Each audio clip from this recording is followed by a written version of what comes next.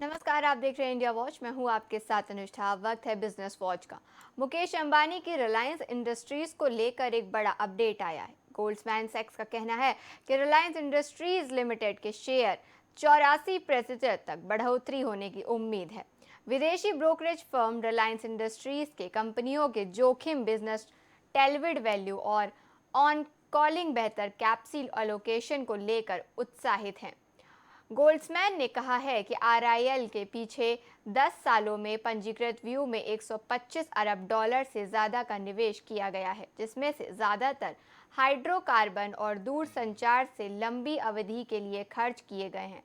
इसमें कहा गया है कि हाइड्रोकार्बन और टेलीकॉम 4G के लिए पूंजीगत व्यय चक्र वित्त वर्ष 2017 और 19 के दौरान पूरा हुआ।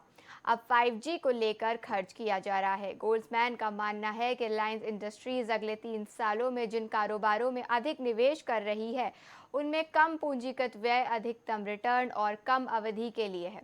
इस कारण से रिलायंस इंडस्ट्रीज के शेयर दो सिनेरियो रिटर्न में बढ़ोतरी के नए व्यवसायों में हिस्सेदारी बिक्री के माध्यम से वैल्यूएशन की खोज कर रहे हैं। बाजार में बेहतर प्रदर्शन कर रहे हैं। ब्रोकरेज ने कहा है कि अगले 2 साल में रिलायंस के शेयर बेहतर रिटर्न दे सकते हैं, क्योंकि रिलायंस के कारोबार में पूंजीगत व्यय में बड़ी गिरावट होने की संभावना है।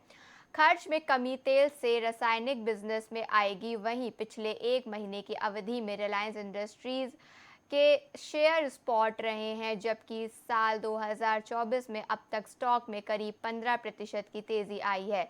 पिछले 1 साल में ये स्टॉक 32% बढ़ गए हैं। विदेशी ब्रोकरेज ने कहा है कि हम रिलायंस के खुदरा बिजनेस में बड़ी ग्रोथ देख रहे हैं। इसके अलावा रिफाइनिंग और पेट्रोकेम बिजनेस में भी अच्छी स्कीम ग्रोथ होने की उम्मीद है। गोल्ड्समैन ने कहा है कि आरआईएल के शेयर के लिए टारगेट 4,000 प्रति रुपए है। वहीं 20 लाख करोड़ रुपए के मार्केट कैप को फिर से हासिल किया गया है। पिछले करीब सत्र यानी कि मंगलवार को इसके शेयर में 2,864 रुपए पर बंद हुए थे।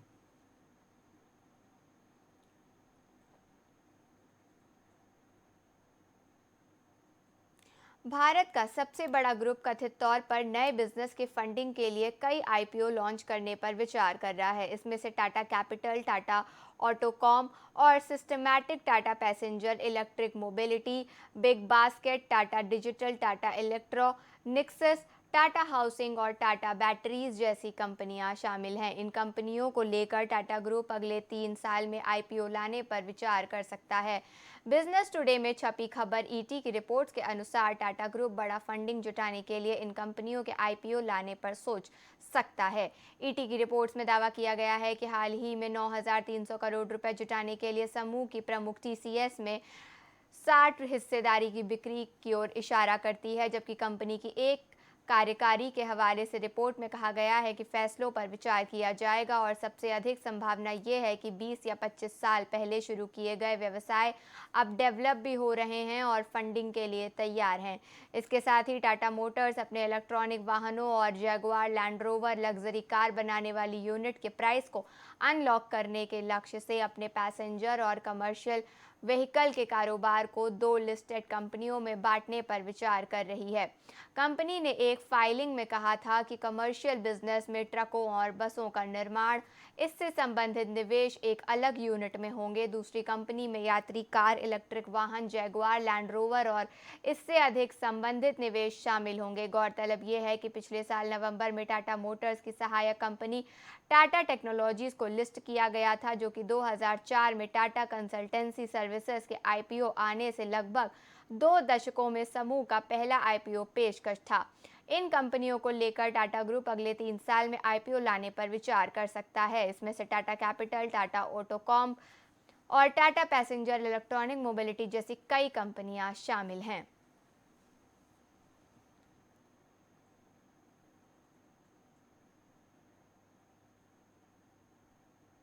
बॉलीवुड में अपने किरदार से प्रभावित करने वाली कंगना रनौत अब अपना राजनीतिक करियर शुरू करने जा रही हैं।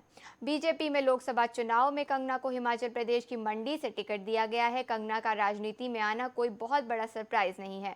वो अक्सर अपनी राजनीतिक विचार रखती रही हैं। पिछले साल नवंबर में उन्होंने पॉलिटिकल में आने के लिए संकेत भी दिए थे।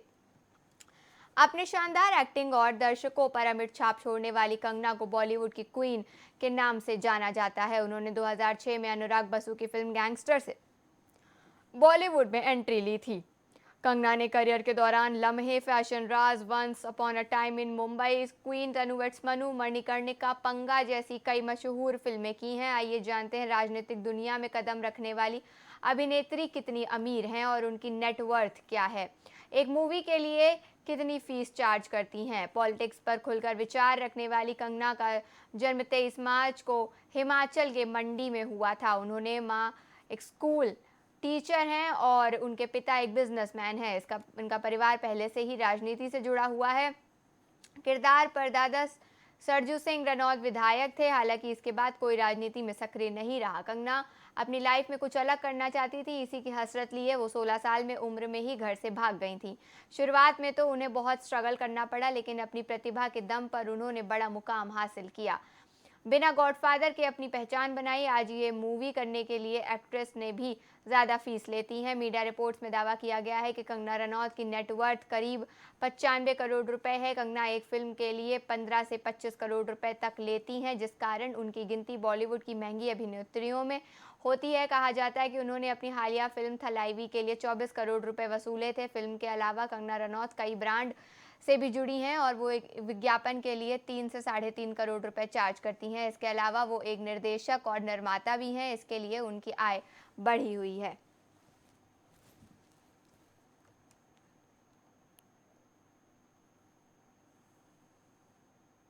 केंद्र सरकार की प्रमुख योजनाओं में से एक अटल पेंशन योजना को लेकर विवाद शुरू हो चुका है। कांग्रेस इस योजना का एक बेकार स्कीम बता रही है, तो वहीं वित्त मंत्री निर्मला सीतारमण इस स्कीम पर जवाब दिया है। निर्मला सीतारमण ने जयराम रमेश के बयान की आलोचना करी है।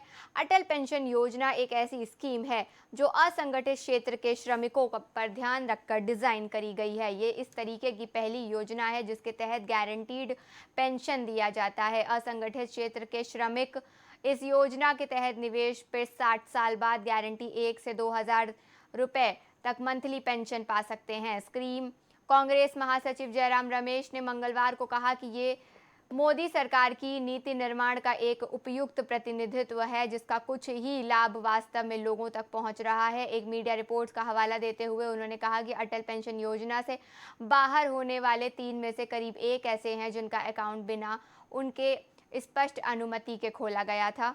रमेश ने कहा कि करीब 82% ग्राहक 1,000 रुपए के न्यूनतम स्लैब में हैं, क्योंकि इनके लिए मासिक योगदान कम है और लाभार्थी द्वारा किसी का ध्यान नहीं दिया जाता है। रमेश ने कहा कि ग्राहकों के लिए रिटर्न की राशि बहुत आकर्षक नहीं है, क्योंकि ये एक निश्चित आय पेंशन है जो बढ़ती महंगाई के हिसाब से कम है।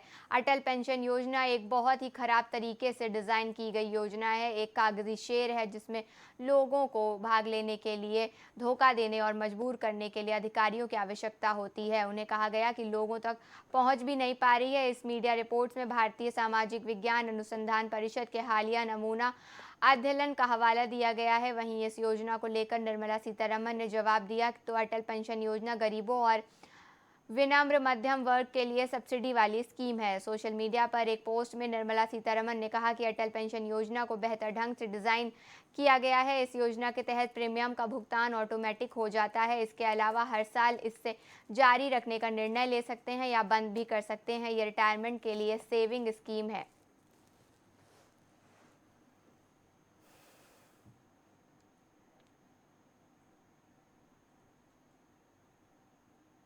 इस बार देश भर में होली की बिक्री ने बीते सभी रिकॉर्ड तोड़ दिए। वोकल फॉर लोकल की मुहिम ने देश में बने प्रोडक्ट्स को लोगों की पहली पसंद बना दिया। इस बार भी होली के मौके पर बाजारों में देश में बने प्रोडक्ट्स की ही बिक्री हुई, जिससे देसी कारोबारियों को जमकर मुनाफा कमाने का मौका मिला। व्यापारी संगठन कैट के सर्वे के मुताबिक इस बार लोगों ने त्योहार मनाने के लिए होली के दिन से पहले एक 50 कर 1000 करोड़ रुपए से ज्यादा की खरीदारी करी, जो कि पिछले साल के मुकाबले 50% ज्यादा है।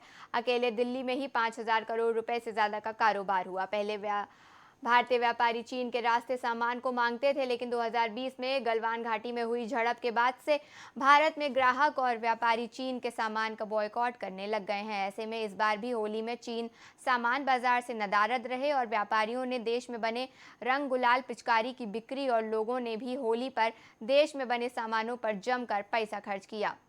पहले होली के दौरान चीन में बने करीब 10,000 करोड़ के सामान का देश आयात किया जाता था, जो इस बार एकदम ना के बराबर रहा। इस बार केवल भारत में ही नहीं बल्कि हर बार रंग और गुलाल, पिचकारी, गुब्बारे, चंदन, पूजा सामग्री, कपड़ों समेत बाकी सामानों की जमकर बिक्री हुई। इसके अलावा भी मिठाइयाँ, ड्राई फ्रूट, गिफ्ट आइटम, फूल और कपड़े, फर्निशिंग, फैब्रिक, किराना प्रोडक्ट, कंज्यूमर ड्यूरेबल समेत दूसरे उत्पादों की जबरदस्त मांग रही। हर साल की तरह इस साल भी दिल्ली समेत देश भर में बड़े पैमाने पर होली समारोह का आयोजन किया गया। इसके आयोजन के लिए banquet hall, farm house, hotel, restaurant, सार्वजनिक पार्क में लोगों को बढ़ चढ़ कर हिस्सा लिया गया। दिल्ली में ही छोटे बड़े मिलाकर करीब 3000 से ज्यादा होली मिलन समारोह आयोजित किए गए। इन्होंने होटल इंडस्ट्रीज के साथ ही इवेंट उद्योग, कैटरिंग, म्यूजिक से जुड़े कारोबारियों को जमकर फायदा पहुंचाया। जोमेटो के लिए ब्लिंकिट, जेप्टो और स्विगी, इंस्टामार्ट जैसे क्विक कॉमर्स प्लेटफॉर्म ने होली के पहले वीकेंड और होली के दिन डिलीवरी के नए रिकॉर्ड कायम कर दिए। होली पर जिन सामानों को सबसे ज्यादा ऑर्डर कर रहे थे उनमें गुलाल, पिचकारी, मिठाई के साथ ही फूल भी शामिल थे। इसके साथ ही लोगों ने नारियल तेल, सफेद टी शर्ट भी बड़ी संख्या में ऑनलाइन मीडियम से खरीदे। वहीं स्विगी, इंस्टामार्ट ने एक दिन में 7 लाख से ज्यादा ऑर्डर हासिल किए। अब तक तो सबसे बड़ा रिकॉर्ड है। वहीं जेप्टो ने 6 लाख से ज्यादा ऑर्डर हासिल करने का रिकॉर्ड बनाया। इस तरीके से ब्लिंकिट को भी एक दिन में करीब 6 लाख ऑर्डर मिले।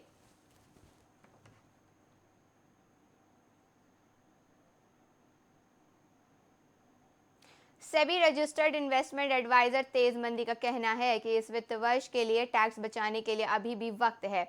फाइनेंशियल ईयर खत्म होने से पहले आप कुछ आसान चीज करके टैक्स बचा सकते हैं, अवसरों का लाभ भी उठा सकते हैं। बता रहे हैं कि 10 चीजें जो आप टैक्स बचाने में सहायक होंगी।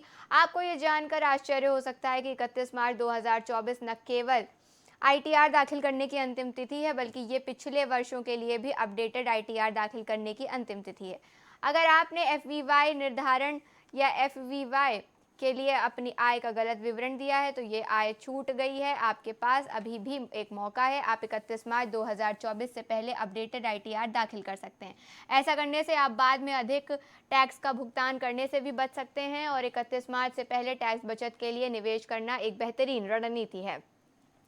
आयकर अधिनियम की धारा 80C के तहत कटौती का लाभ उठाने के लिए कई शानदार विकल्प मौजूद हैं। आइए कुछ लोकप्रिय विकल्पों पर चर्चा करें। और एम्प्लॉय प्रोविडेंट फंड आपकी कंपनी आपके मूल वेतन का 12% हर महीने ईपीएफ में जमा करती है।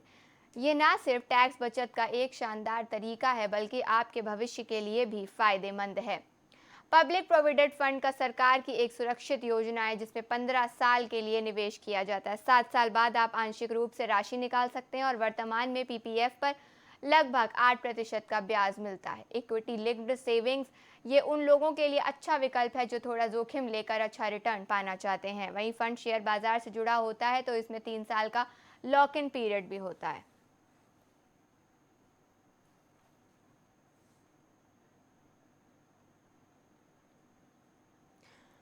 निवेश हुए गदगद कारोबारी अनिल अंबानी की कंपनी रिलायंस पावर कर्ज चुकाने पर पूरा ध्यान दे रही है। रिलायंस पावर की 2 सब्सिडियरी कंपनी ऑथम इन्वेस्टमेंट की शाखा रिलायंस कमर्शियल फाइनेंशियल के साथ 10-23 करोड़ रुपए के कर्ज का निपटारा किया है। कंपनी ने शेयर बाजार को दी जानकारी में बताया कि रिलायंस पावर लिमिटेड की 2 सब्सिडियरी कंपनी कलाई पावर प्राइवेट लिमिटेड और रिलायंस क्लीनजन लिमिटेड ने ऑथम इन्वेस्टमेंट और इंफ्रास्ट्रक्चर लिमिटेड की पूर्ण स्वामित्व वाली subsidiary company Reliance commercial financial limited के साथ एक लोन निपटान और मुक्ति समझौते पर हस्ताक्षर किए हैं।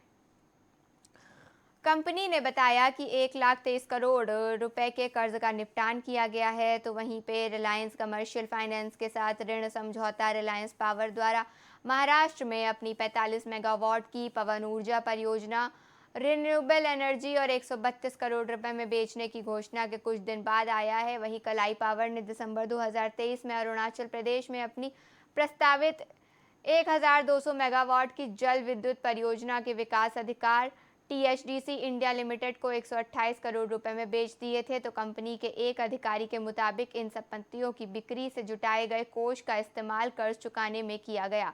ऑथम इन्वेस्टमेंट ने बैंकों के नेतृत्व वाली समाधान प्रक्रिया में 2022 में रिलायंस कैपिटल लिमिटेड से रिलायंस कमर्शियल फाइनेंस और रिलायंस होम फाइनेंस का अधिग्रहण किया था।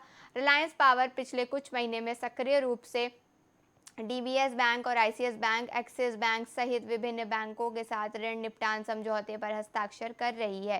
रिलायंस पावर का लक्ष्य 31 मार्च 2024 के अंत तक एकल आधार पर ऋण मुक्त कंपनी बनने का है। वहीं वित्त वर्ष 23 के अंत में कंपनी पर करीब 700 करोड़ रुपए का कर्ज बकाया था।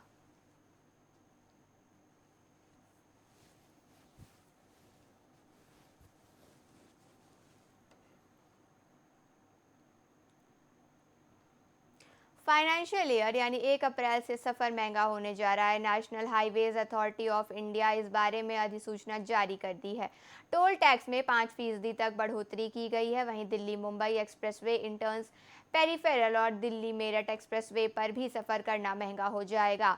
एनएचआई ने 1 अप्रैल से टोल प्लाजा पर नई दरों पर टोल फीस की वसूली करने के निर्देश जारी किए हैं। इससे लोगों की जेब पर बोझ पड़ेगा और यूपी बिहार के भी कई टोल शामिल होंगे। मीडिया रिपोर्ट्स के मुताबिक उत्तर प्रदेश में राजधानी लखनऊ से होकर गुजरने वाले करीब 3 लाख वाहन चालकों को अब ज्यादा टोल देना होगा। दिल्ली मुंबई एक्सप्रेस में टोल दरों से 5% बढ़ोतरी की गई है। गुड़गांव की सीमा में दिल्ली जयपुर हाईवे पर खिड़की दौला, गुरुग्राम सोना हाईवे पर दिल्ली मुंबई एक्सप्रेस पर अलीपुर के बाद हिलालपुर में टोल प्लाजा है और दौला पर रेट में कोई भाव बदलाव नहीं हुए हैं।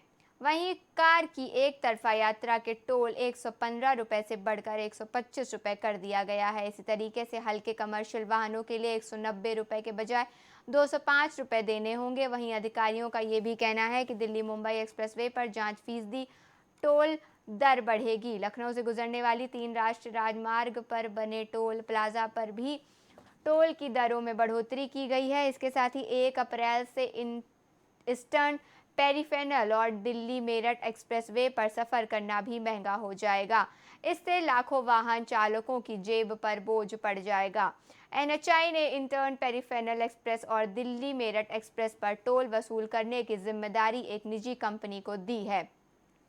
अधिकारियों का कहना है कि 1 अप्रैल से ईस्टर्न पेरिफेरल और दिल्ली मेरठ एक्सप्रेस समेत ज़्यादातर टोल सड़कों पर दरों के 5% की बढ़ोतरी लागू कर दी जाएगी और लखनऊ से 3 राजमार्ग पर बने टोल से गुजरने वाले लोगों पर इसका सीधा असर होगा। इसमें कानपुर हाईवे स्थित नवाबगंज, अयोध्या, अहमदपुर, रोहिणी, शाहपुर, बारा, रायबरेली रोड पर दाखिना, बहराइच और शामिल हैं।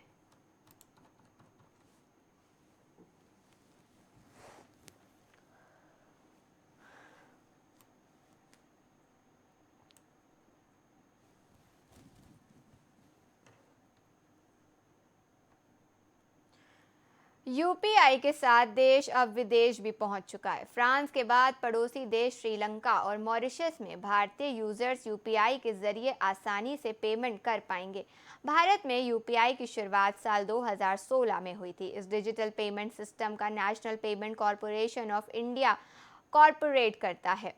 यूपीआई बीते सालों में ऐसा भारतीय इनोवेशन रहा है जिसने वैश्विक स्तर पर सुर्खियां बटोरी हैं। आज भारत में भी गांव से लेकर शहरों तक रुपए के लेन देन के लिए यूपीआई का इस्तेमाल किया जाता है। देश की ही नहीं बल्कि विदेशों में भी अब यूपीआई का यूज़ कर पाएंगे। वहीं फ्रांस के बाद अब पड़ोसी देश श्रीलंका और मॉरिशस में यूजर्स यूपीआई के जरिए ट्रांजैक्शन कर पाएंगे। भारत ने साल 2016 में डिजिटल पेमेंट ट्रांजैक्शन यूपीआई को पेश किया था, जिसका संचालन national payment corporation of India करता है। इस सर्विसेज ने ऑनलाइन लेन देन को काफ़ी आसान बना दिया है। यूज़र्स रियल टाइम में एक दूसरे के अकाउंट में रुपए ट्रांसफ़र कर सकते हैं और यही कारण है कि लोगों के बीच ये काफ़ी लोकप्रिय भी है।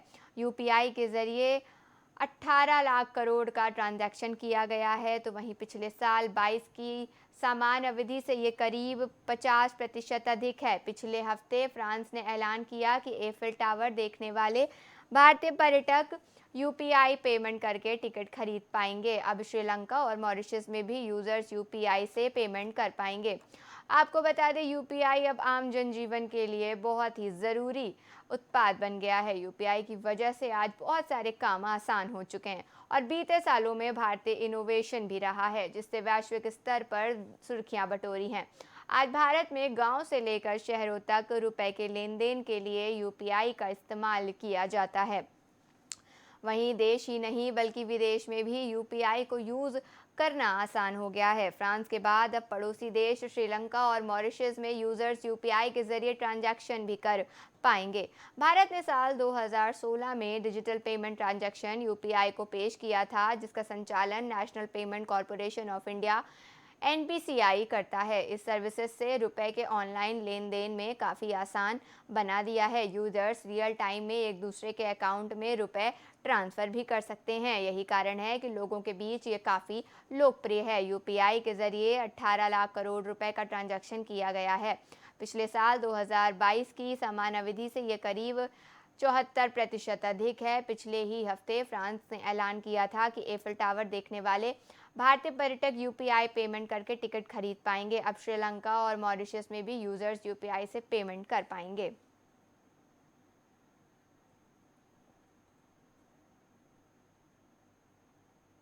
देश की सबसे बड़ी एयरलाइन इंडिगो साल 2030 तक के लिए बड़ी प्लानिंग कर रही है। जी हां, एयरलाइन का लक्ष्य है अगले साल में अपने डोमेस्टिक इंटरनेशनल डेस्टिनेशन साइज को बढ़ाकर 2 गुना कर देना, जिसमें कई रूट्स भी शामिल हैं। इंडिगो के मुख्य कार्यपालक अधिकारी पीटर ने बुधवार को इस बात की जानकारी दी। खबर के मुताबिक इंडिगो 16% से कुछ अधिक की घरेलू बाजार खरीदारी से देश की सबसे बड़ी एयरलाइन है। ये A321 एक्सेल विमान पर भी बड़ा दांव लगा रही है, जिसके साल 2025 में उसके बड़े का हिस्सा बनने की उम्मीद है। खबर के मुताबिक एयरलाइन का मकसद विदेशी उपस्थिति की ओर बढ़ना है और एयरलाइन के सीईओ ने यह कहा है कि अप्रैल 2024 से शुरू होने वाले वित्त वर्ष के लिए हर हफ्ते विमान आ रहा है। सप्लाई चेन के साथ साथ प्रैट और विटनी इंजन संकट के बीच एल्बर्ट्स ने इस बात पर भी जोर दिया है। एयरलाइन कई राहत उपाय कर रही है, जिसके नतीजे सामने आ रहे हैं और एयरक्राफ्ट ऑन ग्राउंड की स्थिति स्टेबल है। फिलहाल एयरलाइन 88 घरेलू और 33 अंतर्राष्ट्रीय गंतव्यों तक उड़ान भरता है। इसके बेड़े में 360 से ज़्यादा विमान हैं। एल्बर्ट्स ने कहा है कि वर्ष 2030 तक आज के आकार में 2 गुना होना और ग्लोबल पहुंच वाली एयरलाइन बनना हमारा महत्वाकांक्षी लक्ष्य है। उन्होंने कहा कि अधिक कोड शेयर साझेदारी की उम्मीद की जा सकती है और इंडिगो के पास वर्तमान में Turkish Airways, British Airways, Qatar Airways, American airlines, France, jet star और वर्जिन अटलांटिक के साथ कोड शेयर है। कोड शेयरिंग एक एयरलाइन को अपने यात्रियों को अपने साझेदार वाहन पर बुक करने और विभिन्न गंतव्यों के लिए निर्बाध यात्रा प्रदान करने की अनुमति देती है।